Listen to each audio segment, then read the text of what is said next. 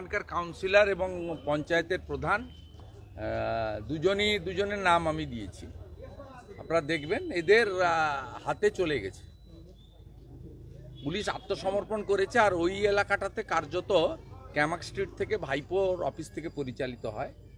স্থানীয় স্তরে জাহাঙ্গীর পরিচালিত করে পুলিশকে, আর এখান থেকে ভাইপোর পিএ পরিচালিত করে।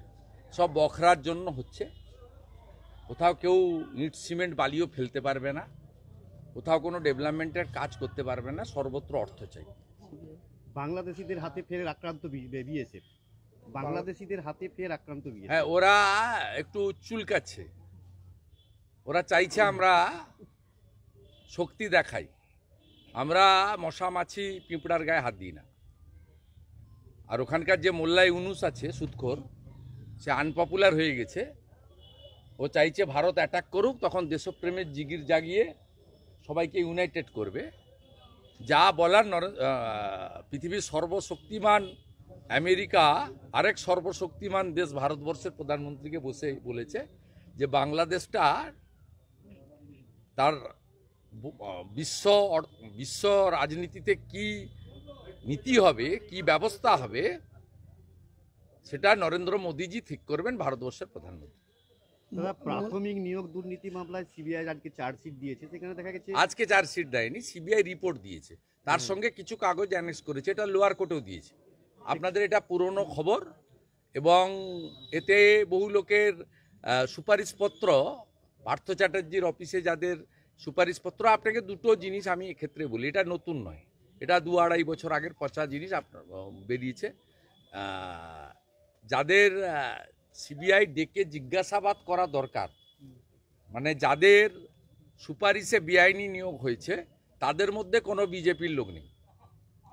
আপনারা যাদের নাম বলছেন তারা তখন এমপি এমএলএ থাকতে পারেন শাসক দলের, সেই সুবাদে লিখেছিল, তারা তখন বিজেপি করতো না, 1 নম্বর। দ্বিতীয় নম্বর হচ্ছে, তাদের সুপারিশে যদি কোনো অবৈধ নিয়োগ হয়ে থাকে বা তাদের আত্মীয়দের নিয়োগ হয়ে থাকে, তাদেরকে ডেকে জেরা করতো। সে জেরার কাজটাও হয়নি।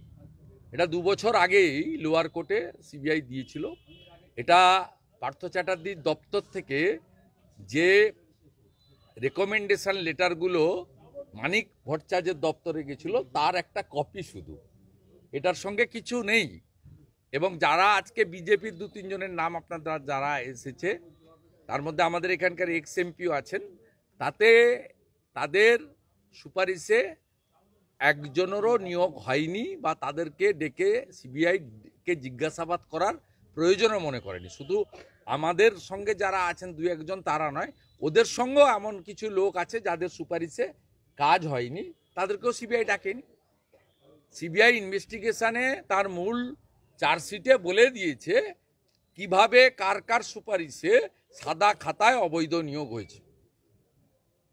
অতএব অবৈধ নিয়োগ যাদের হয়েছে, অর্থের বিনিময়ে যাদের নিয়োগ হয়েছে, ফাঁকা খাতা দিয়ে যাদের নিয়োগ হয়েছে, তাদের বিরুদ্ধে ব্যবস্থা নিক, এবং যদি কোনো নেতা মন্ত্রী আধিকারিকের আত্মীয় চাকরি পেয়ে থাকে তার সুপারিশে তার বিরুদ্ধেও ব্যবস্থা নিক, সেটা আমরা চাই।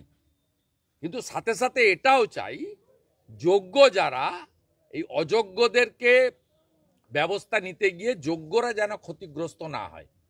যেমন 26,000 যে এসএসসির চাকরি, তাতে 19,000-এরও বেশি যোগ্য আছে, 5,890 জন অযোগ্য। আমরা অযোগ্যদের চাকরি যাক, এটা একদম চাই। 19,000 সামথিং যারা যোগ্য, তাদের চাকরি যাতে না যায়, এটাও আমরা চাই, খুব ক্লিয়ার।